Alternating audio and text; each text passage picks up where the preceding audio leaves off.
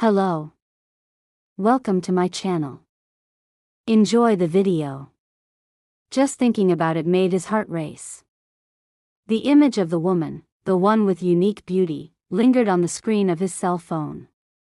It started again as he stood alone in the hallway of his house at night, staring at the picture of the woman he loved. He wondered in silence why she had to disappear from this world. At a social party, the atmosphere was refined. Everyone wore formal attire, suits, and elegant dresses. Among the crowd stood a couple, a woman with a white dress and short brown hair, and beside her, a man in a tuxedo. He was the director of Seo Holdings, Seo Tae Joon, whose influence extended across pharmaceuticals, distribution, and hotel chains. The woman was Yoon Si-yeon, the head of the headquarters of Dae-jin department stores, whose family had controlled the distribution industry for generations. People whispered that the two of them were made for each other, gazes of admiration following their every move. Seo Tae's friend, Lee Jae Won, approached him with a teasing tone, suggesting that the face of the main figure in such an engagement should light up more. He hinted that others might think he had paired Seo with Yoon Si-yeon simply because of her sweet, gracious demeanor. Seo Tae quietly revealed that he had received news that Sebastian had died. Lee Jae Won reacted in surprise, recalling the hound at the villa, and remarked that the animal had lived a long life. He wondered why Seo had stayed up all night grieving a dog, especially on the eve of his engagement, and asked since when he had grown so sentimental. Seo answered that one could not take the skin once it had decayed. At those words, Lee Jae Won flinched with his drink in hand, his thoughts unsettled. He remembered how, just the day before the engagement, Seo had taken the body of his dog and kept its skin, a memory that felt almost unbelievable. Seo excused himself, and Lee Jae Won thought with unease that his friend had been this way ever since 4 years ago. 4 years earlier, Seo Tae had fallen into extreme illness. A doctor had confessed it was his first time seeing such a condition, explaining that after hearing of a woman's death, his state had only worsened. Lee Jae Won wondered what kind of woman could have caused such devastation, unable to understand how her absence could break Seo so deeply. Even after 4 long years, outside the party, at the entrance hall, Seo Tae was using his cell phone while lighting a cigarette. The smoke calmed him, but suddenly, a woman walked past, speaking into her phone. He flinched. She had long, straight black hair, dark eyes, and an angelic face, her slim figure wrapped in a long coat. She didn't glance at him as she passed. He turned back quickly, checking if it had been a dream. His heart pounded at the thought that it was really her. His mind whispered that it could not be. Memories returned, her sketching in the sunlight, him lying in bed, admiring her beauty. The present crashed back, and his voice burst out in desperation, calling Jin Hye-yeon's name, certain she was alive. He ran after her, calling without pause, yet she remained far out of reach. She entered a taxi and vanished into the distance, never hearing his voice. Out of breath, he searched everywhere, but she was gone. Doubt clouded him. He wondered if it was a hallucination, but it had felt too vivid, too real. He knew she was dead, that he had believed in her death for years, yet she had appeared before him, alive after 4 years. He stood frozen outside the building, caught in deep reflection. Returning to where Lee Jae Won was, they went to the office and he ordered the release of the guest list, fearing she might disappear again by morning. Lee Jae Won asked who he was searching for, and Seo answered it was Jin Hye-yeon. But when her name was checked against the roster, nothing appeared. Seo pressed further, asking if there were foreigners who had cancelled reservations that day. Lee Jae Won confirmed only 2 male names. Seo thought bitterly that if she had not slipped from his grasp 4 years ago, she would now be 29, old enough perhaps to have a husband or a lover. Lee Jae Won called security, demanding the original CCTV footage from the lobby. Once off the phone, He asked Seo if she was the same woman who had died 4 years ago. Seo confirmed with certainty that it was her. He remembered another time, years earlier, when they had sat across from each other in his house. She had insisted he was mistaken, yet he had remained calm, handing her a contract. She had taken it, scanning its contents with cautious eyes, while he watched with confidence. He explained that the contract lasted 1 year.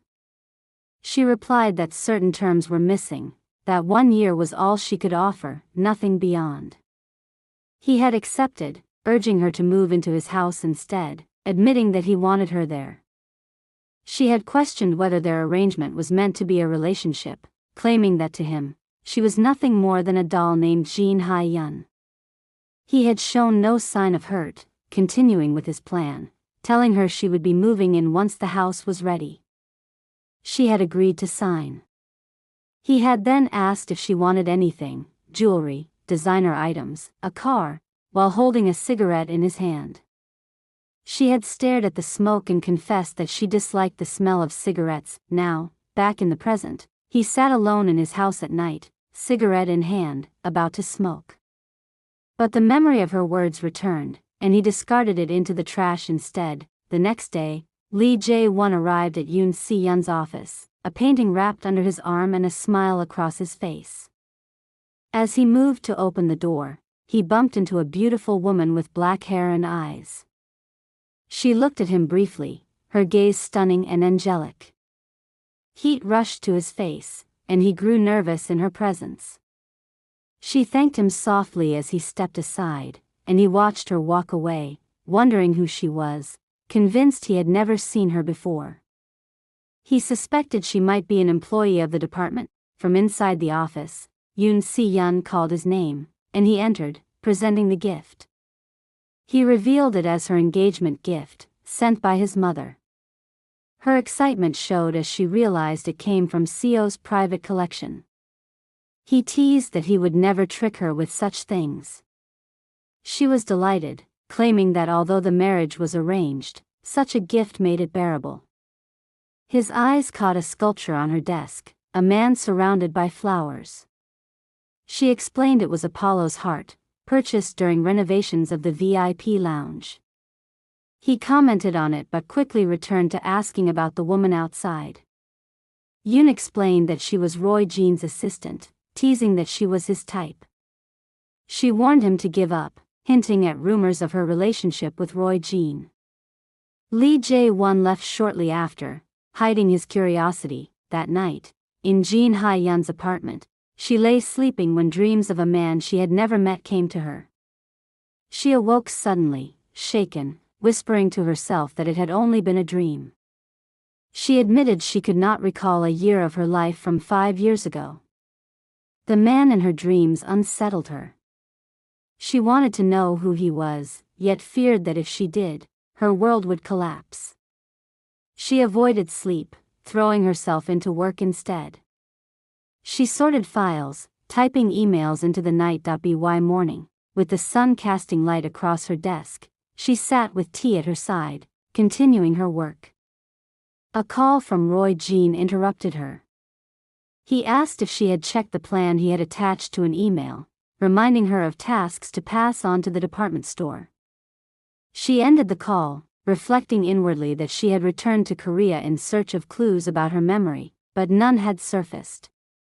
She remembered how she once used to draw endlessly, yet now her hands could create nothing.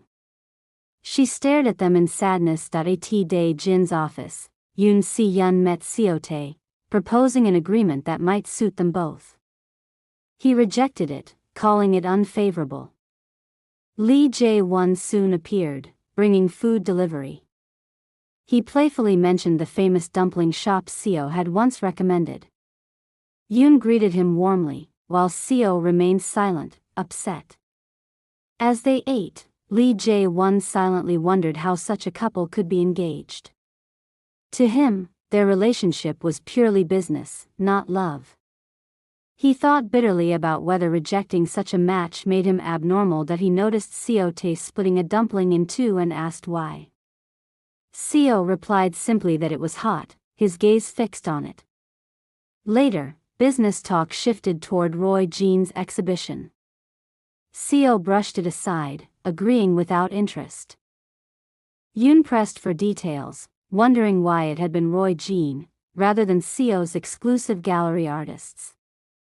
Lee Jae Won explained that it was linked to strengthening themselves against a tax investigation, planning to recruit foreign writers quietly. Yoon blushed at the mention, thoughts slipping toward Han Yuri. Elsewhere, Han Yuri was finishing a meeting. She confirmed plans to deliver Apollo's heart the next day. Colleagues praised her, offering a lunch voucher. She went to her favorite restaurant, surprised that it was Seo Wadang, a place she had once cherished. She ordered chicken chive dumplings and, while eating, cut one in half with her chopsticks. A sudden shock hit her. Why had she done that? She remembered only that she had never eaten dumplings that way. A memory flickered of a man she had seen in her dreams, warning her that dumplings were too hot. Confusion swept over her. She recalled darker memories too, strange men who had threatened her, forcing her to seek shelter. She remembered Roy Jean helping her, but the memory of losing an entire year haunted her. She had awakened at his dorm, broken, with no recollection of the time that had vanished. That night, Seo Tae sat in his home, a lighter in hand, staring blankly. He thought of her again. He believed he had once known everything about her, her likes and dislikes, her habits, the books she read while wearing his shirt, the foods she enjoyed, even the way she split dumplings in two to share. He remembered how she bloomed in his embrace, resting peacefully in his arms.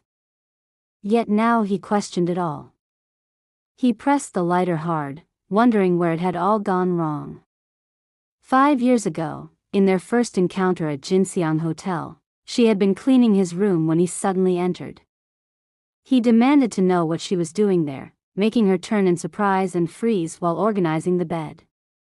She apologized quickly, saying she could explain, but he walked closer, grabbed her wrists, bound them together with his tie, and ordered her to stay still if she didn't want to get hurt. She sat quietly on the bed, staring at him in silence, while he muttered that the detector was silent and wondered if it had not been installed yet. She asked in confusion what he meant, and he clarified that he was talking about cameras or wiretaps. She insisted she was only there to pick up something a customer had left behind and questioned if the misunderstanding had been cleared that he took her identity card from the uniform and read the name, Jin Hye-yeon. His eyes narrowed as he wondered aloud if she could be the daughter of Jin Myung-jae, the hotel's owner. She avoided his gaze and agreed nervously, though in truth she had been pretending to be her friend Jin Hye-yeon to cover her job, something he did not realize. He finally untied her wrists and allowed her to go. She excused herself politely and left the room without glancing back. He remained standing there, staring after her, thinking that the old badger had a daughter like this, and that had been his very first meeting with her. Later, he dreamed of other moments when they had been together, lying side by side at night. He thought about how he had never expected that they would end up like that. He remembered holding her closer, kissing her cheek while she slept soundly, and whispering her name. She stared silently at him, saying nothing, then startled awake, her eyes wide. He covered his own eyes with a hand, still caught in the memory of the dream. Rising from bed, he wondered what it meant. Even though they had loved each other so deeply, they had not even known each other's real names. He questioned whether she had ever felt the same. The following day, she returned to Jinseong Hotel to search for fragments of her lost past. She stood in the lobby, staring at the flow of people and the grandeur of the architecture, but no memory came back. Leaving the place, she thought about how Jinseong Construction, the parent company, had gone bankrupt, and how everything truly had changed.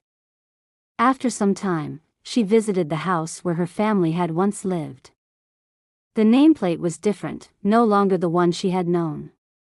Turning to leave, she thought it was only natural her friend had moved away. But suddenly, someone behind her called her name. Kim Hyun-ah, exuding her usual seductive aura, greeted her. The woman said it was a small world and confirmed she was indeed Han Yuri.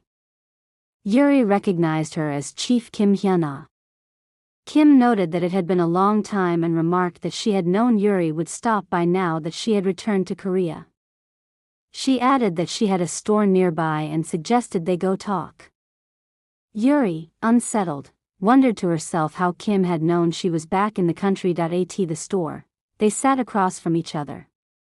Kim explained that she had quit working at the hotel after ownership changed and the staff was replaced. She asked how Yuri had been and whether she still drew. Yuri admitted she worked in art but pressed Kim to reveal how she had learned of her return. Kim explained there had been a man searching for her with a picture. Shocked, Yuri asked who he was, but Kim said she didn't know. She explained the man hadn't mentioned Yuri's name but instead spoke of the supposedly dead Hye-yeon. Yuri, startled, tried to sip from her mug but dropped it, shattering it on the floor. Trembling, she asked for clarification. Kim calmly remarked that Yuri hadn't known, saying it had been 4 years, and explaining she had heard it was suicide at Jinseong River. Yuri shook in disbelief, refusing to accept it. Kim added that the last person Hye-yeon had met had been Yuri herself. With her hands clutching her head and her eyes shut tightly, Yuri whispered that she couldn't remember. Apologizing, she said she had to go, her body trembling. Inwardly, she admitted she knew nothing, felt terrified, and only wanted to escape. Without stopping, she walked until she found herself at a hotel. She froze, realizing it was Seoul's Seo Hotel. She asked herself why she had come there and recalled it was the place she couldn't stay because of a seizure. She wondered if the intensity of her condition had led to Jinseong Hotel being changed into Seo Hotel. Looking up at the security cameras, she froze, remembering Kim's words about a printed CCTV photo from a hotel. She recalled that the only time she had tied her hair was her first day in Korea. The man who had discovered her then was in charge here, and panic overtook her.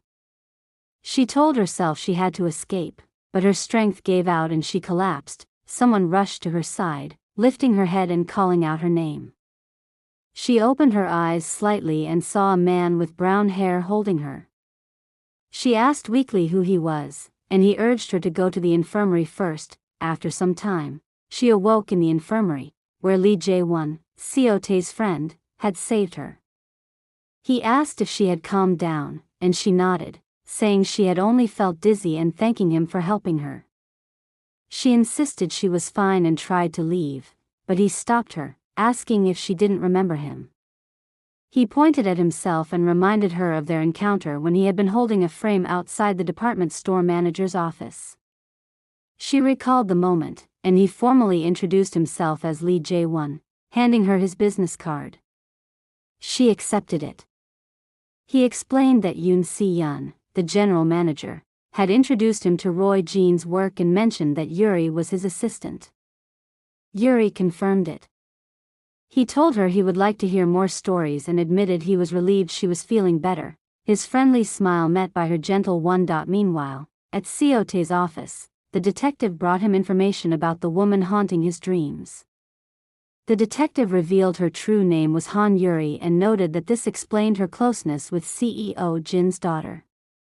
She had often worked at Jinseong Hotel and was responsible for Apollo's heart, all done as a substitute for Jin Hye-yeon. Seo Tae muttered the word substitute and realized that was where it had all begun. The next day, in Yoon's office, her assistant announced that the VIP lounge had called to report that Apollo's heart had been installed.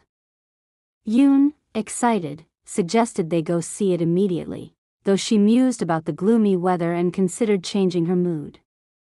Opening her door, she was surprised to find Seo Tae standing there, dressed formally and gazing seriously. Her assistant asked what brought him there, and Seo Tae explained he wanted to see Roy Jean's work, suggesting they check it together with a faint smile. And the elevator, Yoon remarked she hadn't known he was interested in Roy Jean's work. He replied that his interest had only arisen that morning. She offered to guide him and confirmed that an installation coordinator should still be present, since Roy Jean himself wasn't there due to her scheduling. He answered in a low, deliberate voice that the woman would be alone, making Yoon glance at him uneasily, thinking how strangely he had been acting that eye in the VIP lounge. The lights were dim, highlighting statues and artworks. The sculpture Apollo's heart stood tall, carved from white stone with flowers at its base. Yuri, wearing a long coat, was photographing the exhibition with her tablet. She thought about how the installation had gone well and how she only needed to report to Roy before finishing. Yet what truly weighed on her was her search for memory. The man in her dreams remained the greatest clue. After counseling, she had realized she could not erase him. Even in art, he urged her not to forget. She resolved that finding him would be the key to reclaiming her lost past. As she pondered, Yoon called her name from behind, praising the result. Yuri turned, greeted her, and agreed that the space suited Apollo's heart perfectly, smiling softly. But inwardly, her thoughts remained troubled. To find the man of her dreams, perhaps she should sketch his face. She lifted her eyes and froze. Standing before her was a man, tall, dark-eyed, and staring straight at her. He was the very man from her dreams. Her hands trembled, disbelief flooding her mind as she wondered if she were dreaming. The tablet slipped from her grasp, but he caught it effortlessly. Returning it with a faint smile, he told her to be careful. She stared at him in shock, wondering how the man she had only seen in her dreams could now stand before her. Yoon, smiling proudly, introduced him as her fiancé, Seo Tae Joon, executive director of Seo Group. Yuri repeated his name softly, her mind reeling. It was the first time she had heard it, or perhaps a name buried in forgotten memories. Seo Tae asked for her introduction. She faltered but then handed him her business card, introducing herself as Han Yuri, assistant to writer Roy Jean. He accepted the card, smiling, and slipped it into his inner pocket. He remarked that she resembled someone he knew, someone with the same face but a different name. Yuri replied cautiously that he must have mistaken her. He only smirked, remarking that since they were meeting for the first time, it must be so, but in her heart, Yuri knew he was lying. This man already knew her. Seo Tae then suggested they all have lunch together, noting that he wished to discuss art acquisitions over a meal. His gaze lingered on Yuri, and though she was uncertain, she agreed. That's it for today. If you liked, don't forget to enable the YouTube notification bell and subscribe to follow the next parts. If you want a continuation, mention in comments. Thank you for watching and see you in the next video.